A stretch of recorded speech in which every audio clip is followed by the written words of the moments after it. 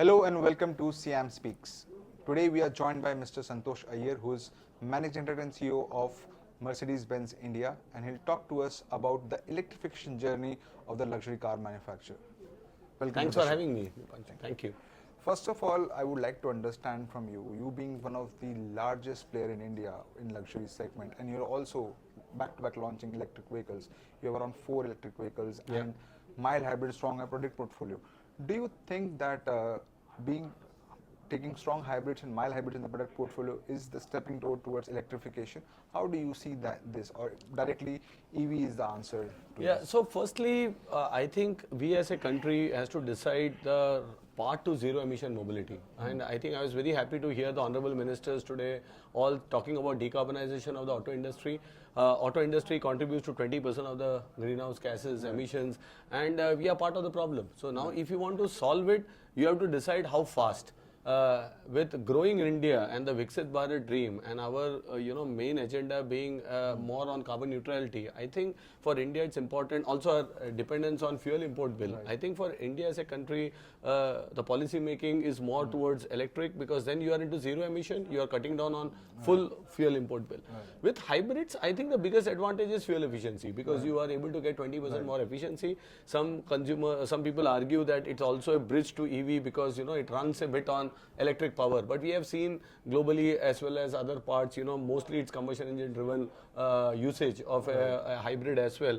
So if fuel efficiency has to be achieved, then of course hybrids are a great alternative. We have the full portfolio, but our outlook is always that if you want to go all in, then we have to really go with one technology, because there's a lot of capex when it comes to EV, and only with a clear roadmap OEMs will invest on one technology and not confuse the market.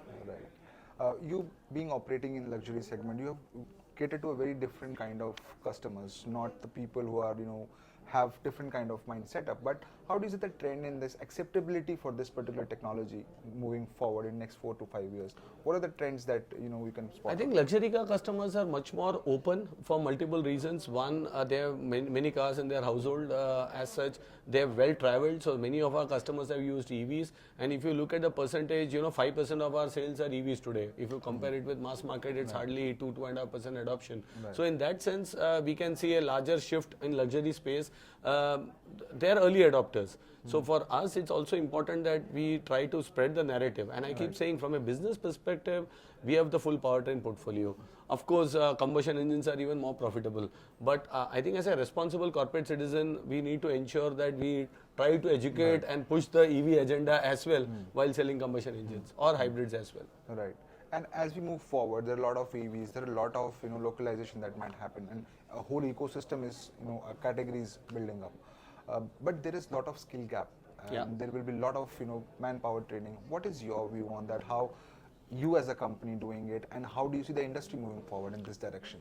I think this is the biggest challenge for India's automotive industry. The skill when we go for hiring is not there at many levels actually, and there is a lot to be done on the vocational side. So if you ask for Mercedes-Benz India, we were the first to set up a mechatronics program 20 years back with government polytechnic colleges in India. We have expanded that to seven now across India. We also are, and this challenge of availability of manpower, not only India, even back in Germany. Now you don't get trained mechanics, trained, there, because of course it's an expensive market.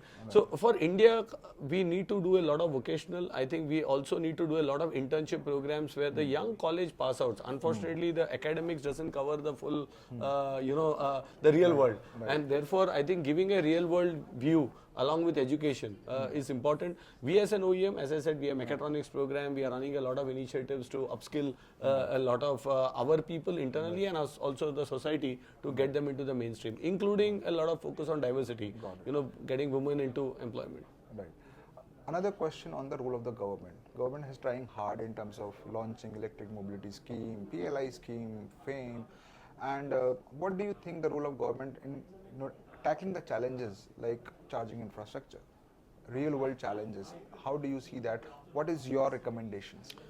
India is a large country and we need to accept it. I was telling somebody, very recently we had Independence Day celebration. I said, you look at our housing societies we live in. There is so much of difference of opinion in a small community. A large country, for the government to take the country along is challenging. But I think there is a lot happening. If you see today, when I heard about how the roads are being planned to how the charging infrastructure is coming up, but we cannot wait, to say that we will adopt a technology after all the prerequisites are in place is also not fair, because at this period we are also harming the environment by not doing it. Another example I give is of cellular industry. If you were waiting for all the mobile phone towers to come and then start using mobile phones, we won't. Today we have learned to live with it, right? We know car signal katega, how to do it. And I think that's about electric mobility as well. The government is doing its bit. It's a reflection of the society. We as responsible citizens, I think our kids are pushing us as well to say, let's shift to this. It's a pain. I keep saying driving electric cars, two-wheelers, anything is not that easy. You have to plan your trip. You have to have some. It's not as easy as combustion engine. Let's accept it. But only if collectively we decide this is the right thing for the environment and for our society and for our future, then only we can make this shift. And by blaming infra or by blaming a policy, I don't think we'll solve the problem. Right. Another question around the charging infrastructure. We have around 20,000 odd charging infrastructure in the country. Most of them being low speed and high speed, but not that of quality. Would like to understand from you how this problem can be solved. More charging dense network or high speed technology that, around 15 minutes of time or maybe 10 minutes of time we charge the vehicle and move. I think, worldwide and in India, we have seen public charging is hardly used for 20% of the time. Most of the consumers charge at home or at office. So more and more charging, because car by definition is idle for most of the time. Because you go to the workplace, it's lying idle for 8 hours. You go back home, it's lying idle for 8 to 9 hours. So technically, if you are able to find solutions, community solutions in housing societies, in the place you live, also maybe in the workplaces, you have large parking areas, you'll be able to solve the problem than just public charging, to go like petrol pumps.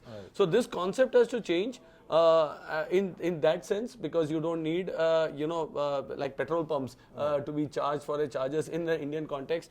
And I think we have to find a solution through the, through it. It cannot be that there is we have a high capacity charging network across.